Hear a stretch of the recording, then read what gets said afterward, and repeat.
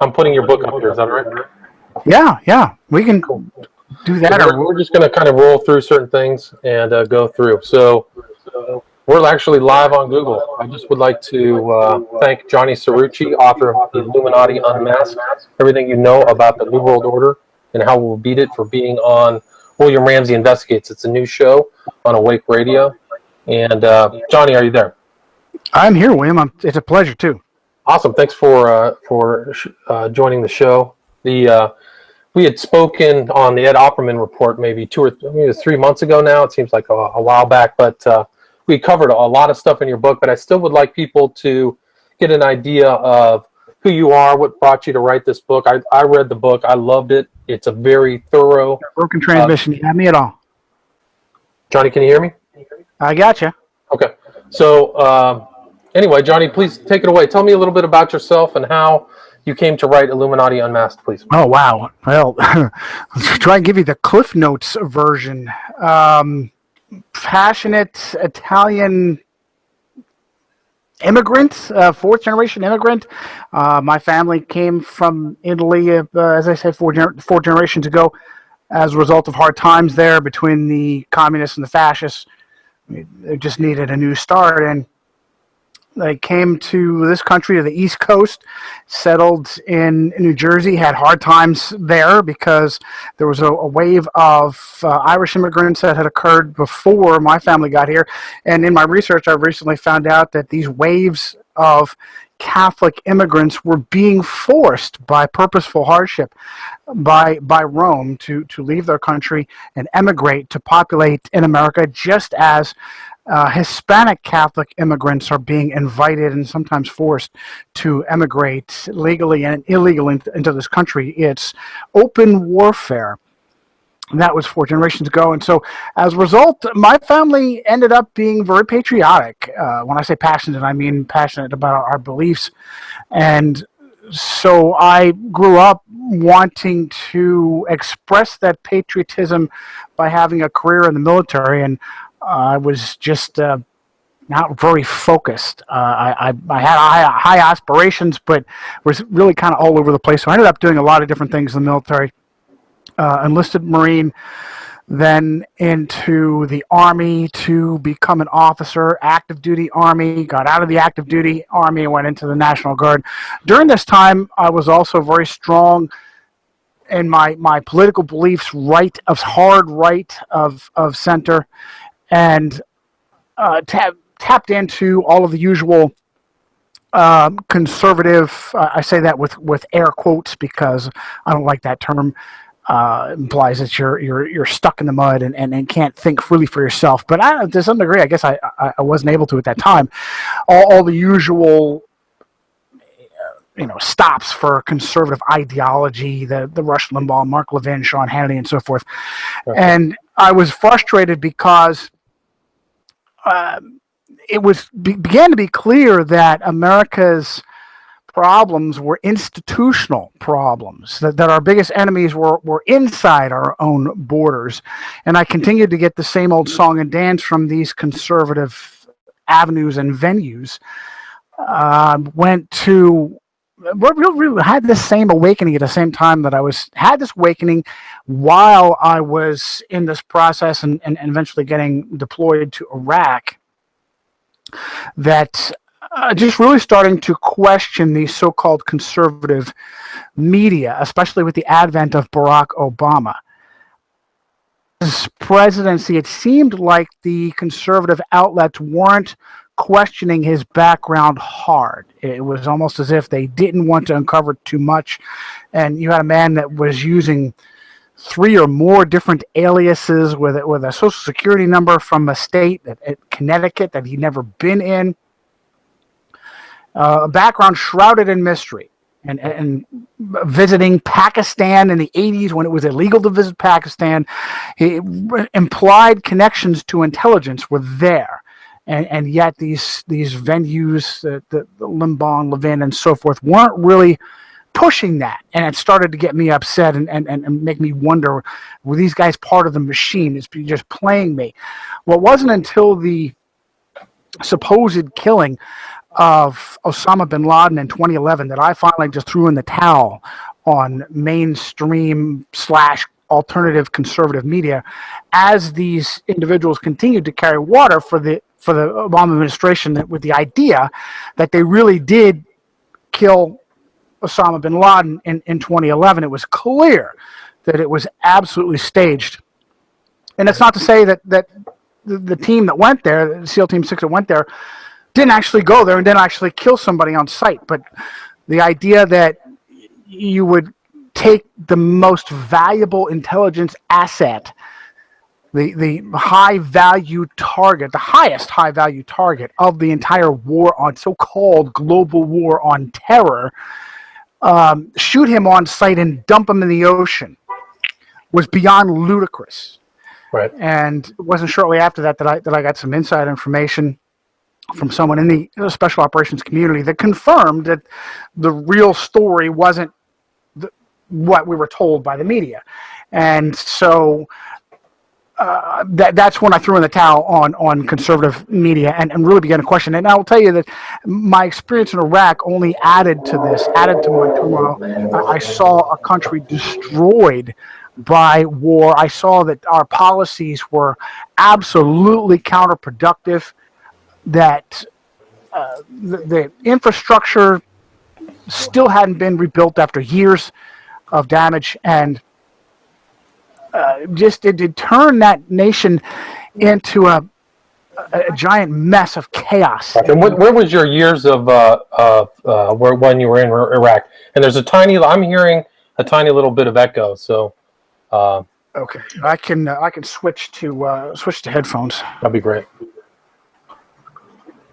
What years were you in Iraq? That was give me a second. Get these headphones on. No problem. Oh, I guess 08, 09, somewhere around there. Most of the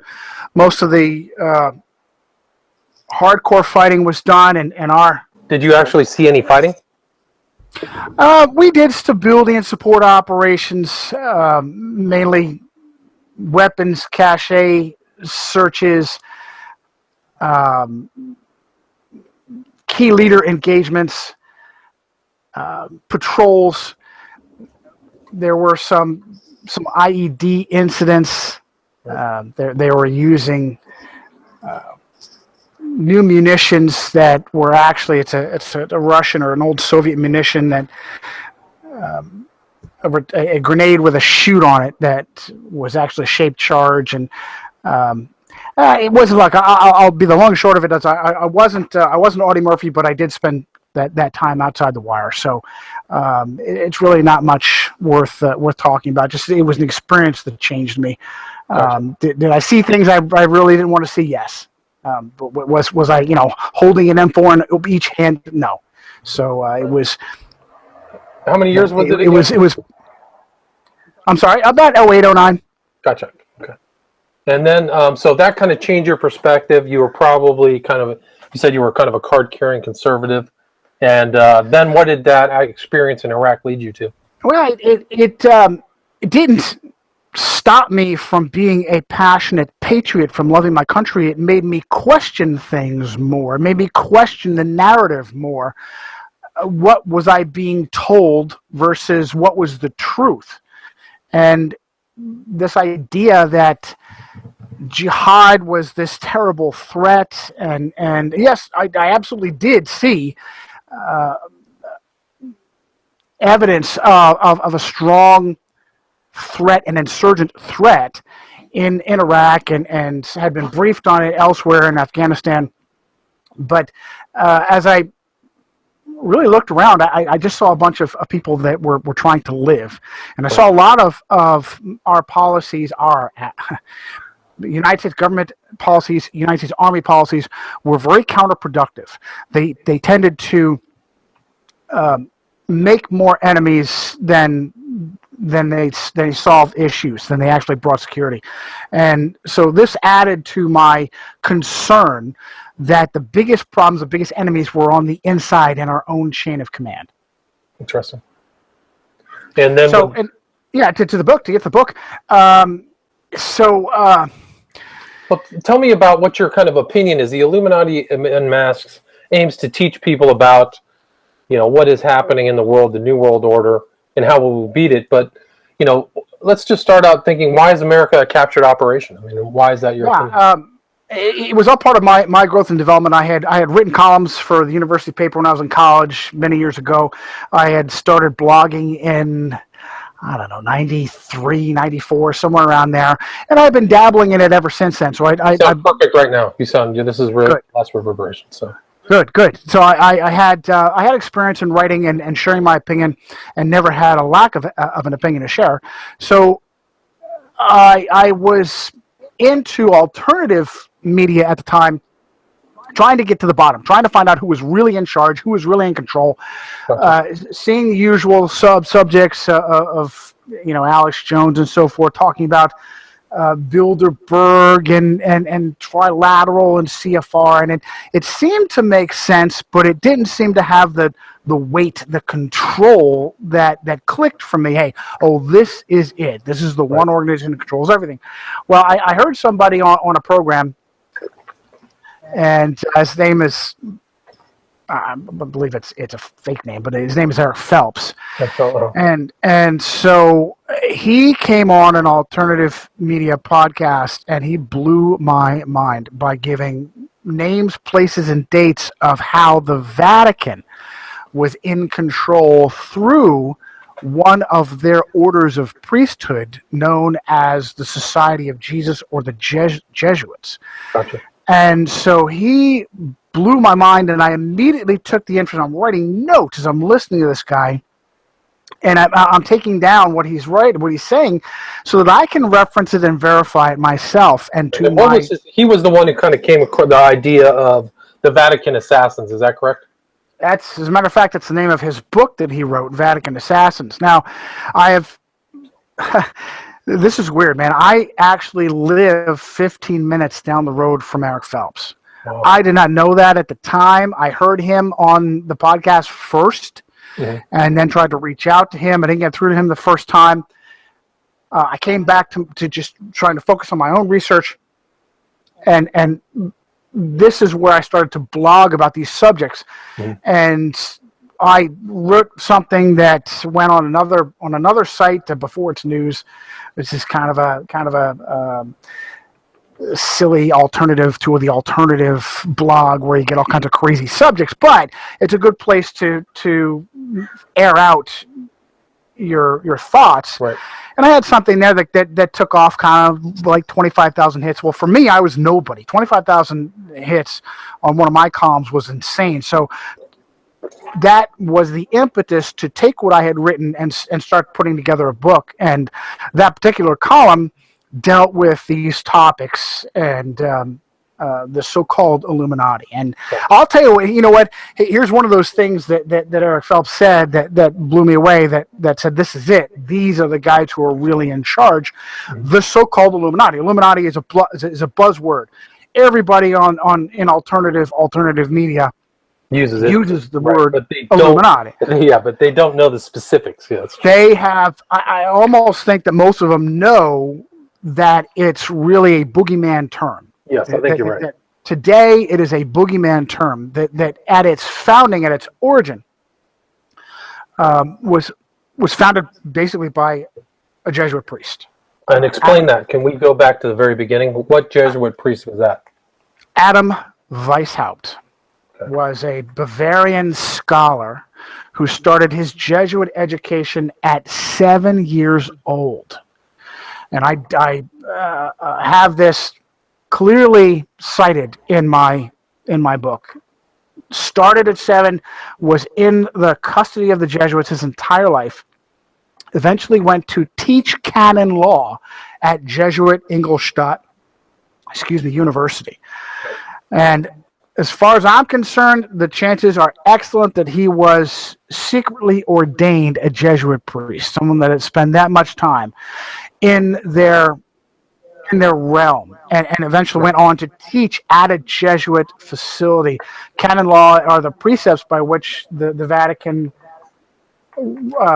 conducts itself in politics. Now you're at the worst. This is like the worst reverb. Let's see if we can just. You want to? I had to put my speakers on. Do you hear me? Do you hear me now? Yeah, I do. Okay, perfect. We're good to go. Back at it. So we were at the Adam Weishaupt and his influence. What do you think the influence of this Jesuit scholar was from Ingolstadt? Well, it's important to keep this in mind as exactly what time period this is. This is 1773, which is right after the suppression of the Jesuits. Now, this is a kind of a messy subject, but the history of it on the surface is that the Jesuits had become so hardcore that they were being asked by Catholic countries that were pressuring the Pope to suppress the Jesuits, to get rid of them. It was an internal thing. And why was that? Let's go back to the beginning of the Jesuit order. And just, if you can discuss for the audience the beginning of orders within the Catholic Church and why the Jesuits stand out, please. Well, to give the full story on that, it really should go back to Constantine and Nero and Constantine.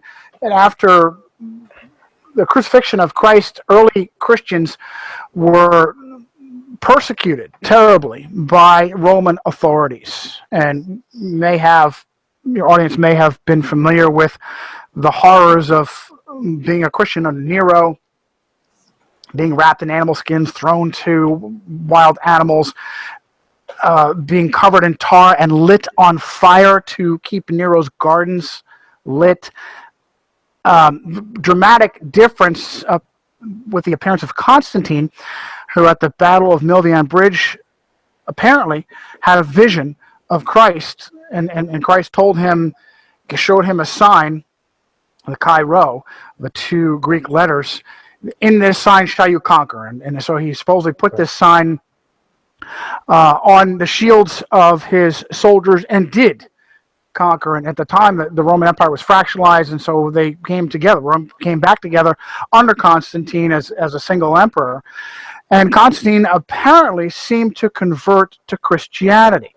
Well, that in and of itself was not too devastating, and certainly Christians were glad not to be so terribly persecuted, horribly persecuted. The problem began with the centralization of authority in Christendom. Constantine then began the guy to start setting doctrine, Christian doctrine. And so this eventually became a problem, because if you didn't line up with the way Constantine saw things, well, then you're back on the list of persecution again. And it started with an early sect called the Donatists, who were just a little zealous, but again, it really fits into this category. They were Christians. They had some zealous beliefs, maybe not necessarily proper doctrine, but Constantine began to suppress them in the same way that the Christians used to be suppressed. So this started a trend that really changed the Roman Empire into the Holy Roman Empire, so that by the time of, 500 BC, 500 AD, 538 AD, really Justinian, 538 AD, Justinian made the Bishop of Rome the ultimate arbiter, the Holy See, as it were, for all of Christendom. And so now you have a military political entity taking on the trappings of Christianity, but also hanging on to her pagan past, or very pagan past, right, where you have an old statue of Jupiter renamed Peter.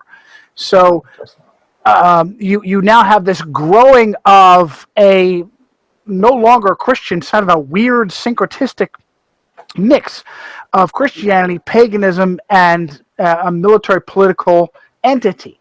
Right. Well, it came to a point where this military political entity started to, again, drift so far from Christianity that good Christians who were reading the Bible began to get persecuted and prosecuted horribly.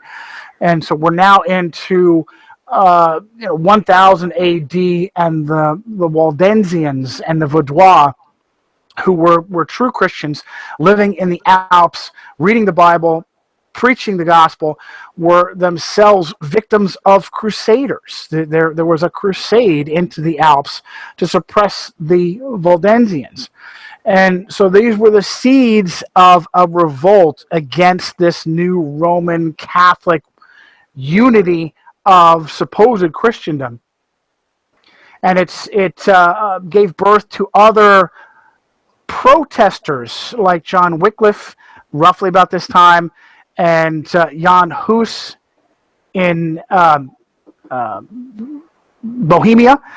And so these men started to move away from Roman Catholicism and resist and try to reform the Catholic Church, but protest at the same time.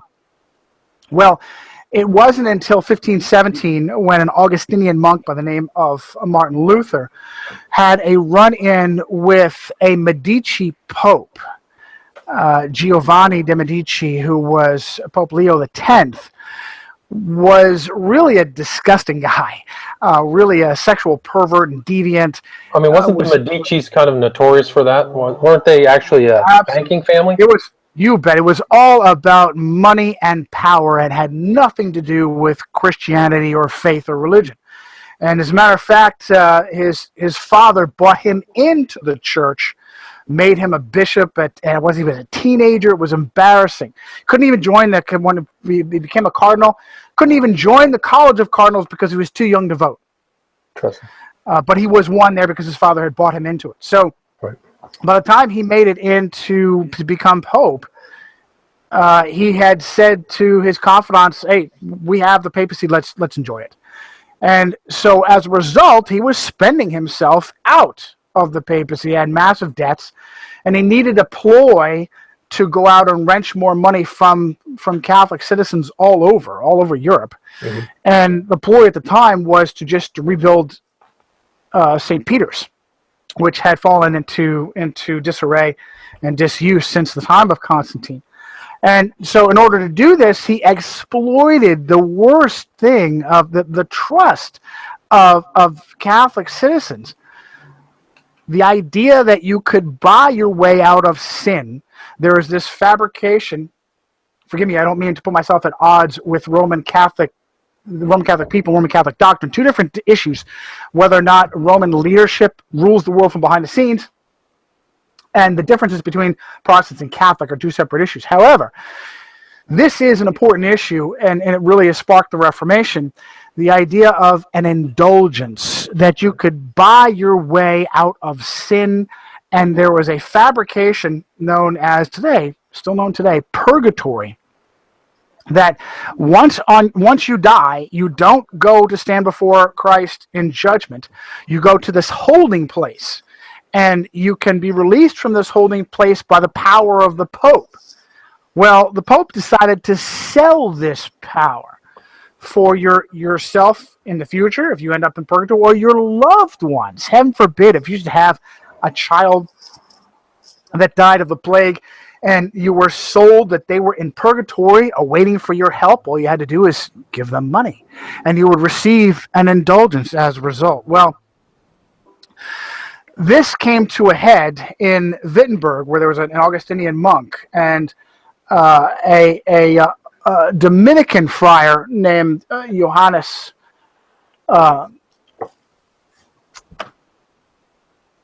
Oh my goodness! I had his name and I lost it. Anyway, it was Tetzel, Johannes Tetzel, I'm sorry, came back to me. Johannes Tetzel was going around for Leo X, selling these indulgences in a really, snake oil salesman. And Luther was furious because he had a heart for the people and he saw the people being exploited and used. And so he wrote a document with 95 bullets on it about how outrageous this was, and if people are asked, he said, "Hey, my parishioners are asking me if the Pope has the power to release people from purgatory. Why does he not do that based on goodwill? Why is he charging money for this?" And really good questions. And it wasn't until Martin Luther himself became a doctor of theology at the College of Wittenberg, where he had access to the Bible himself. Now, prior to this, the Roman Catholic Church had buried the Bible. And they said, look, if you want Christian doctrine, if you want to know about your soul, you come ask us. Well, as Martin Luther began to read this, and simultaneously at this time, a linguist by the name of Desiderius Erasmus had redone a translation of the Bible side by side in Latin and Greek, and he went to the original manuscripts and went away from the Jerome's Latin Vulgate. And so the original manuscripts were showing how many of the Catholic teachings were in error and were being exploited for the purpose of controlling the masses. And this is what upset Martin Luther. And so he took these 95 bullets, these 95 theses against indulgences, and he nailed them to the door of All Saints Cathedral in Wittenberg, which was just basically a call out for his fellow professors to talk about this. And he also sent this to the Archbishop as well as to Tetzel himself as, hey, I dare you to debate this because you're wrong. Well, this is about the same time as the Gutenberg press, which was invented like 30 or 40 years before this. I was like 1450. This is 1517. So 1450, we had the movable type press, which had revolutionized printing. Where previous to this, presses, you actually had to carve out each and every page of a book. And so each template was unique, and it took a lot of time. Well, now you had movable type, small block letters that you could put in a frame, and so publishing was much faster. And so Martin Luther wrote his 95 Theses in Latin as an invitation to other scholars to discuss this. Well, his students adored him. They found this. They translated into German, sent it to the presses, and it was all over Europe like wildfire. And that just plummeted Martin Luther into a situation that he may not have been ready for, but he eventually adopted wholeheartedly, which is to start calling out the abuses of Rome and how the popes, he as a priest had visited Rome and he saw the utter depravity, William. Absolutely. Wasn't he shocked? Yeah, he had this ideal of Rome, and when he went to Rome, it was like the opposite. Isn't that true? That's absolutely right. He had a very rosy ideal of what Rome would be, and instead it was a cesspool. There were brothels specifically dedicated to Catholic clergy. Any sexual indulgence you could imagine. There were just exploitation of the people. At one point, he celebrated Mass with some fellow Italians who actually mocked their audience by saying Mass in Latin, and instead of raising the host and consecrating the host to be the body of Christ, they mocked their congregation and said, in Latin, bread thou art, bread thou will remain. And it was just absolutely shocking to Martin Luther to see this, have a wake-up call. And that was prior to 1517. So this was just the foundation. He eventually was called before Vatican officials in Augsburg and continue to say, listen, I have the Bible, and I will recant if you can prove me wrong. He was eventually called before the Holy Roman Emperor himself, Charles V, at the Diet of Worms. And in Worms, it was very difficult for him. He came and he didn't even have a preparation, a speech prepared. And they're like, wait, what did you think you were supposed to be here for? Well, he said, give me 24 hours. I gave him 24 hours, and he just blasted them with an amazing, I mean, at one point, Charles V, the Holy Roman Emperor, cut him off and tried to stop him, and he kept going. And just amazing courage for his day. He could have been immediately arrested and burned at the stake. In fact, that's exactly what happened 100 years prior to reformer Jan Hus, a Bohemian reformer, who had been invited to a diet to explain himself. He was given a safe passage by the Holy Roman Emperor, and it was revoked. He was arrested and burned at the stake. And they told Martin Luther, this would happen to you if you're not careful. And he went anyway. He went to Worms anyway, and made this stand where he concluded it by saying, I can't go against my conscience. Here I stand, so help me God.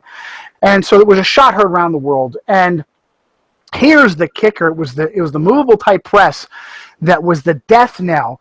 Martin Luther then was basically kidnapped. Celebrate Christmas at SeaWorld. You'll gaze in amazement at the magic of twinkling lights and enjoy the wonder of amazing animals and festive friends as you explore seasonal fun and flavors all throughout the park. We're making your safety a top priority because Christmas is meant to be merry and bright. Buy a SeaWorld annual pass and get the second one for 50% off during our biggest sale of the year. The Black Friday sale is live now through November 27th. Don't miss SeaWorld's Christmas celebration. Select event dates now through January 4th. Llegó Black Friday a JCPenney. Ahorra en miles de ofertas por toda la tienda y en jcp.com. ¿Lo necesitas ya? Aprovecha, entrega tu auto gratis y obtén los mejores ahorros con tu cupón de 30% de descuento extra. Úsalo y llévate selección de ropa de invierno para todos a solo $19.99. O ahorra hasta 80% en toda la joyería fina. Juntos en celebración y paz.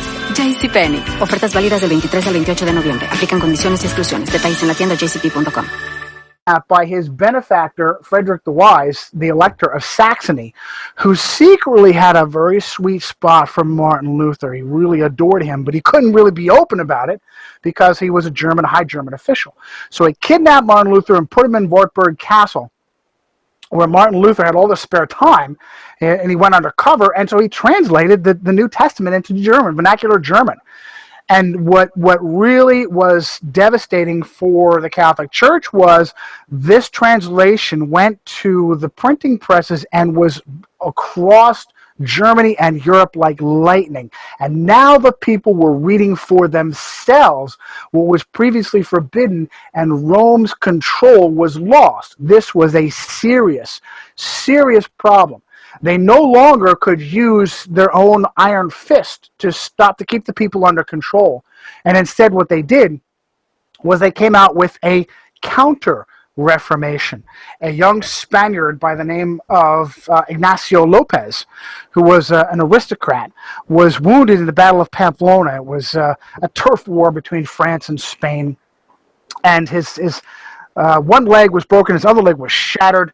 It was very, very difficult for him as a soldier because he was laid up in bed, and now his dreams of martial glory were lost. And so he was devastated. He had a terrible moment where he didn't know what he was going to do with himself. And at this point, he had visions of Christ, and particularly Mary and the Virgin. And he had a new direction in life. He decided that he was going to take this terrible threat that came from Martin Luther and the Reformation and Jean Calvin, also known as John Calvin, and he was going to fight them for the Pope. He was going to actually go back to the Holy Land, win Jerusalem for the Pope, and destroy the Reformation. Well, he put himself together. He in his convalescence, he went before the Black Virgin of Montserrat and dedicated himself. He put his sword before the statue of the Black Virgin and dedicated himself. He spent time in a cave outside of Montserrat and just brutalized himself. And it was here that he came up with his own spiritual disciplines that really revolutionized orders. This is what set them apart. The spiritual disciplines turned. What were they? What, do you know the specifics? It was like they were a series of flagellation, meditations. And all that stuff. Yes, yeah. Self-denial, flagellation, withholding food and water from yourself. This goes back to ancient Templar mysticism and Gnosticism, and beyond the Templars learned it from Essenes and pagan mystics, and that was Loyola's background. The Templars went underground in 1307, and they were all hidden throughout Spain, and so Loyola had been exposed to this, and he drew on that to create his spiritual disciplines, to brutalize his own self and his own body, to deny everything, to reach out for a higher cause. And it turned him into a super weapon. And all of the Jesuits that are able to attain this level are deeply deny themselves. And by the way, to get an idea of this, this is where Marine Corps boot camp comes from, and I'm a former Marine. I will tell you for a fact, it's about the destruction of self to serve a higher cause. The problem is you absolutely have to believe in that higher cause. Right. If you don't, it doesn't work. So this turned Loyola into a super weapon, and they began to insinuate themselves into the Reformation and to take over countries. I mean, take over countries. Whatever way, regicide, assassination. They immediately reached out to Asia, and guess where they went once they got into Asia? They became the Chinese emperor's astronomer, mathematician. They wrote the calendars. William, they took over reality. They began to change and warp reality so that suddenly so-called science and so-called astronomy were at odds with the Bible. It was nothing more than an ingenious attack upon the veracity of the Bible. You have the Bible showing up Rome as being flawed, as being improperly controlling of the world as we knew it, not just Christians, of enslaving the world. And the only way to attack that would be to discredit the Bible itself. And oh, by the way, as you had these Christians, there's a great work called John Fox's Book of Martyrs. And it shows how for hundreds of years, the force that has horribly murdered and tortured Christians has been the Roman Catholic Church. And so you have this understanding of Rome as literally the great harlot, the whore of Babylon, as spoken of in Daniel 2, 7, 9, Revelation 11, 13, 17, 19. Clearly at this time, especially when Martin Luther took his stand, the idea that Rome was the great harlot of Babylon was very strong and came back. And so you needed to rewrite reality. And that reality includes science, archaeology, the fabricating and the recreation of the nation of Israel. Because once you bring Israel back as a nation, you suddenly say, wait a minute, Israel is needed for prophecy to fulfill itself, when in reality, Rome has already fulfilled those prophecies. As I said, in Revelation, in regards to persecution of the church, of the seals, of the martyrs, of the fifth seal and the martyrs reaching out for justice, and who the Antichrist was. When Christ says, many will come in my name and say, I am he. And so you have Jesuits insinuating themselves into Christian prophecy and education and saying, oh, this is going to be Islam. The Antichrist is going to be Hitler. The Antichrist was Napoleon. Here's the problem with that, William. You've heard that, I'm sure, that Obama is the Antichrist, Hitler, Napoleon, Right, yeah. all Antichrist, Stalin. Here's the problem.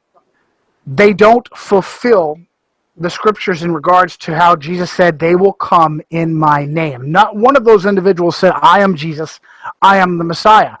But that absolutely fits the office of the papacy, where each and every pope says, I am the vicar of Christ himself on earth. When they write ex cathedra or speak ex cathedra, they capitalize their pronouns.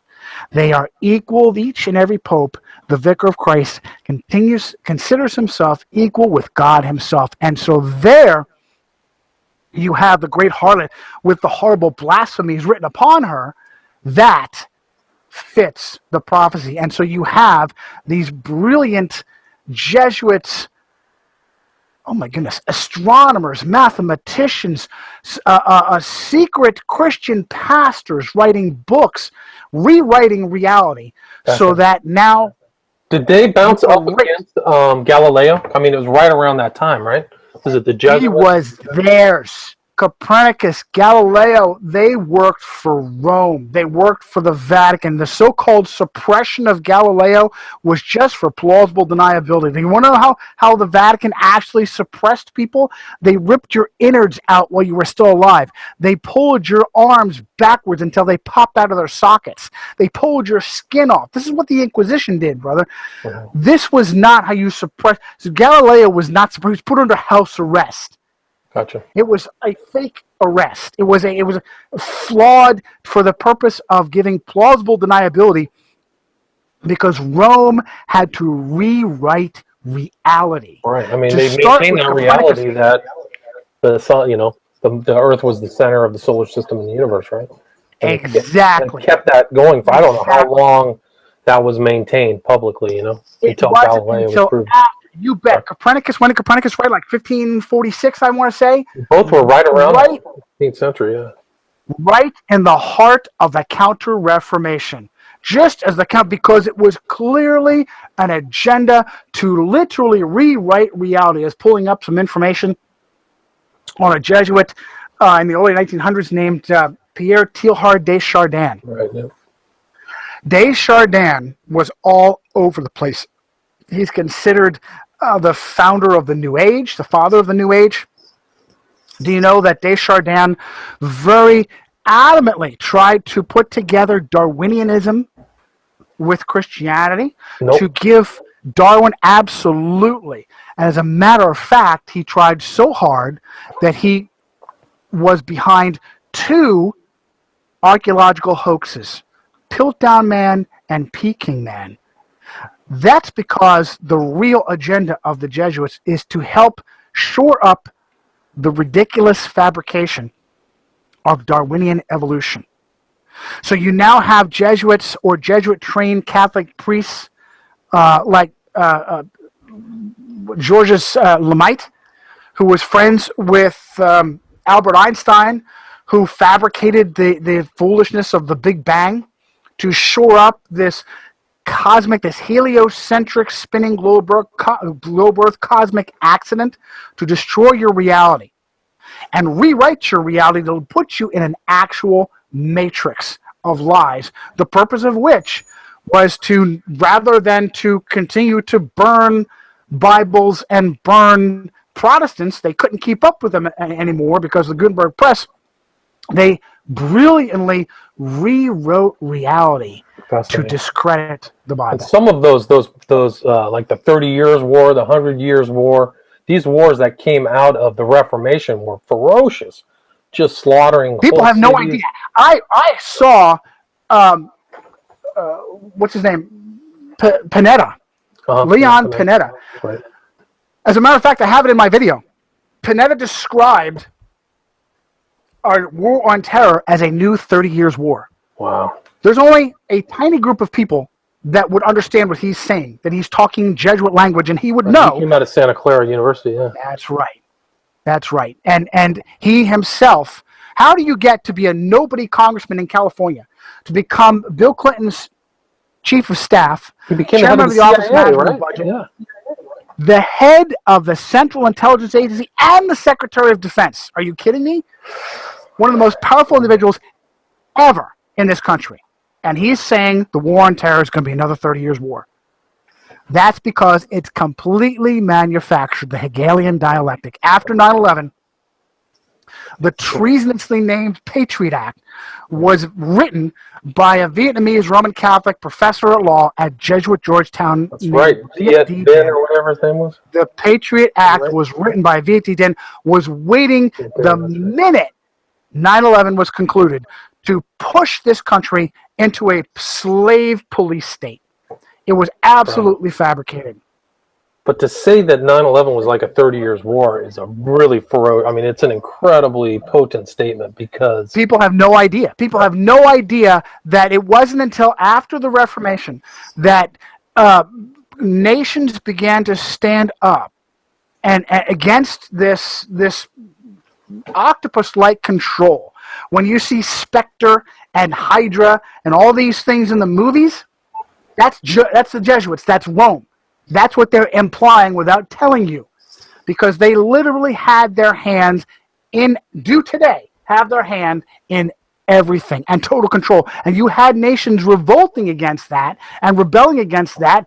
And so Rome would react. And here's what made the Holy Roman Empire different from the previous Roman Empire. The Holy Roman Empire didn't have neither holy nor Roman nor really an empire. Yeah. It used other nations' militaries. Right. When the Pope wants you, he'll use the militaries of his henchmen, of his puppets. And that's where it comes into what I realize when you see these things going on all over the world, where concerns about atrocities or war crimes, things that make you embarrassed to be an American. Abu Ghraib, great example. It had nothing to do with the United States military and the United States Army. It was traitors in our own military and government taking orders from the Vatican to further the Inquisition. And so you have this going on again and again, where you have the Vatican now run. The Jesuits were so incredibly successful, they murdered popes to have complete and total control. That's how dedicated they are. So that now they are in total control. They use the militaries of other nations to do their vicious, dirty, evil deeds. That nation can you gets provide the a black couple eye. examples of that? Wasn't there the Spanish Inquisition, that was notorious. What were the other cities? The Inquisition in general. It was the Rome, the Vatican itself never really put anyone to death. It was the government of that nation. We see Spanish Inquisition, the Inquisition in France, the Inquisition in England, when England was Roman Catholic at the time. That's right. When there was someone that was seen as an enemy of Rome, the Inquisition in that person's host nation, Rome is the Vatican, is a tiny sovereign city-state, right, secretly controlling governments from across Europe, across everywhere. And so it was those governments that would do the evil deeds. All right, so bringing it up to the present, we have about 10, 15 minutes left. You talked about Pineda, Viadin, these other people, and particularly that I think of interest is we're looking at a potential somebody, the Clintons came in who, Bill Clinton had a Jesuit education. What's your opinion on what's happening now? What's the interest of the Catholic Church? And what do you think about the Clintons? Completely controlled. The Clintons were installed on a mountain of cocaine by the CIA. The CIA was and is absolutely controlled by the Jesuits and by the Vatican, founded by Roman Catholic Knight of Malta, William Donovan. Bookends. I like to use the bookends to show how much the Vatican controls the CIA. William Donovan founded the OSS in 1944. It was given the Order of St. Gregory by Pope Pius XII, and shoot it all the way up to today. How many different directors have Jesuit ties? Or the Knights of Malta. Isn't the Knights of Malta another Catholic? Yes, Knights of Malta. Even supposed non-Catholic directors like Allen Dulles. His brother, John Foster Dulles, was Secretary of State. John Foster Dulles had a son, Avery Dulles, recently passed away, one of the most powerful Jesuit cardinals in America. Interesting. And these are supposed non-Roman Catholics, right? To today, the director of the CIA, John O'Brennan, the drone executioner, Roman Catholic, went to Fordham, Jesuit Fordham University, and was sworn in not by Barack Hussein Obama, but by devout Roman Catholic Joe Biden on a constitution minus the Bill of Rights. So Rome is in total control of the CIA. Back to Hillary Clinton.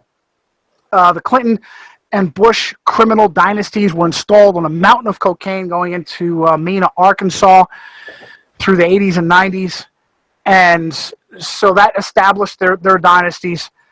And of course, Bill Clinton was, just as you mentioned, indoctrinated at Jesuit Georgetown. It's where he met Carroll Quigley, the guy that wrote just Tragedy and Hope, that tome about how there's a secret organization that controls the world, that controls banking and finance, that controls both political parties.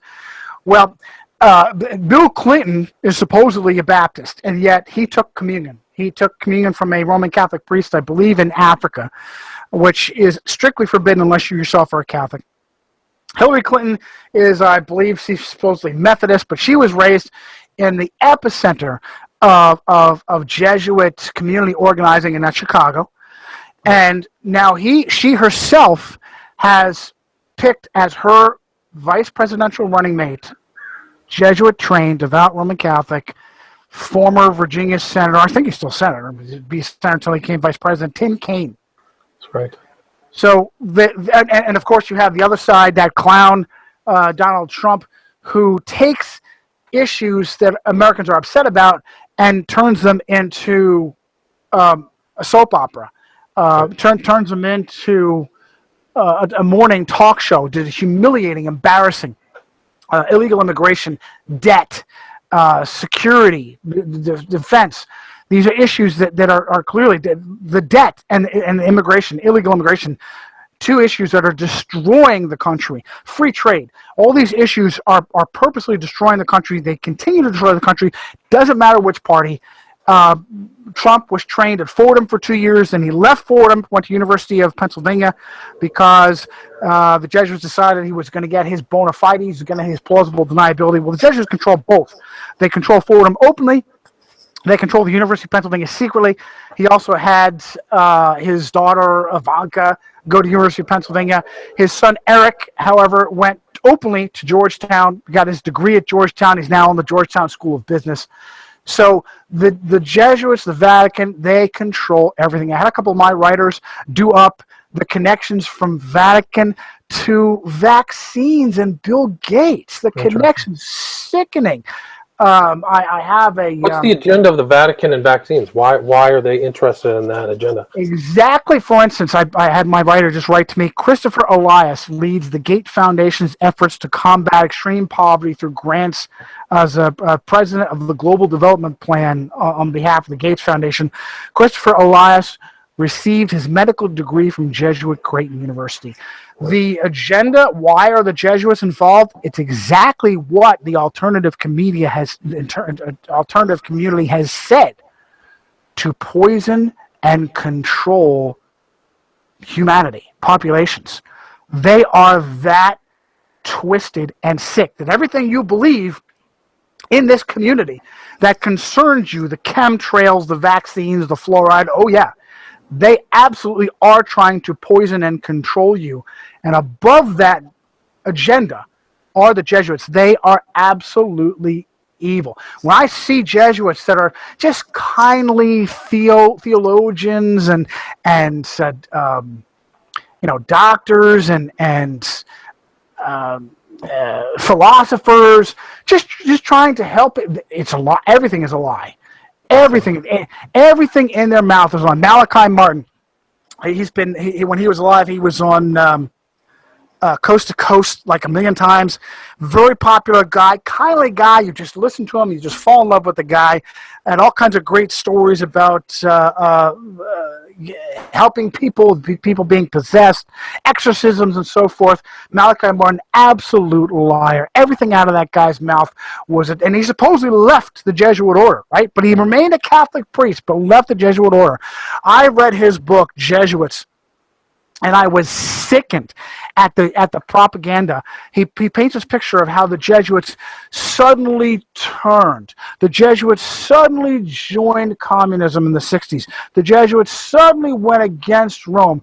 The Vatican suddenly turned and became satanic. I'm sorry, brother. It was always that way. And he was doing that, rewriting reality to give current Roman Catholics something to continue to believe in. Very, very, very important, because it became so obvious that the Jesuits were doing crazy, evil things, picking up rifles. That's very common. It's very common in religions. People whitewash the past and put a rose covering, or and but you need Catholics to continue to believe in the church. You need to be able to tug on their loyalty, even though it's clear the church and the Jesuits are doing. Now, where did Malachi Martin get his? What was the largesse of his life from? The Catholic Church.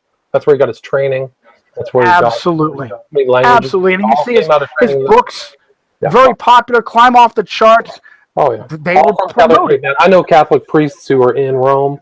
Their lives are they live the greatest life ever. Imagine going to college and learning all the time without ever having to pay any debts and getting free room and board. It's really Well, how about refreshing. any sexual perversion you could think of? Have you seen the documentary movie Spotlight? Yes. That talks about the how predator priests, 200 examples of priests preying, sodomizing young boys, raping little girls, and what they would do is, as parents started to get upset, is they would take that animal and send him to a new diocese where he could sodomize and rape anew and at will, again and again. How many of these animals, these predators, have gone to the electric chair? 0. None of them. How many have been imprisoned? What, 3? 2? Maybe. Yeah. And we're It's talking a huge cover. That Spotlight was the Spotlight. It was a good movie, but it was really just on one city, because that happened Oh my goodness! in Yeah, many Boston, major right? cities Boston, yeah, Massachusetts, yeah. all over the Can you place. imagine? And so it begs the question, William. Are you kidding me? You actually clearly want these predatory priests to abuse as many American kids as possible. It is a sick, evil, twisted agenda. In the same way that why would the CIA kidnap American citizens, conduct experiments on them with LSD to practice mind control, to flood American streets with cocaine and heroin? That is the worst the actions an enemy of this nation have ever committed. And that's our own intelligence agency. We're not talking Germany, Japan, any enemy this country has ever faced. Nothing compares with the evil that the CIA has done to American citizens. And no one's talking about it, and no one is asking why. It's still happening to this day. Fletcher Prouty, WHY, why? Why would they slaughter a sitting president, blow his brains out in broad daylight? It's a coup. Yeah. Because it's controlled by a malignant foreign entity that hates you, America. Well, we're coming to an end, Johnny. I really appreciate all the information that you shared with me and the audience. I really recommend this book. Where can people find your writing and your book? JohnnyCirucci.com, JohnnyCirucci.com. My latest writings for myself and my writers, great guys on my blog. You can get Illuminati Unmasked on Amazon.com, and there's a link directly from my site to Amazon, and working on the sequel right now. Awesome. When can we look forward to seeing that? For the next couple of weeks, I also going to give a plug for my own show, Resistance Rising on Blog Talk Radio.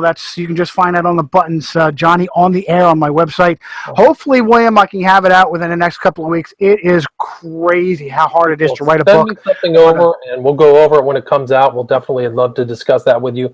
When you finished up your book, you talked about Resistance Rising. Can you share with us about what your opinion or approach is as far as the current challenges? You're doing it right now. This is it. This is Resistance Rising. People who are dedicated to truth, who have a fearless engagement with truth, particularly people that I will say I consider myself, my own protection as a Christian, I try to discipline myself as much as possible to be a good Christian, to be a faithful Christian, to not be a scumbag. Who killed John F. Kennedy? Well, the CIA killed him, the Vatican killed him, the Jesuits killed him. Really, John Kennedy killed himself because he was living like a reprobate. He made it easy. He was screwing anything that moved.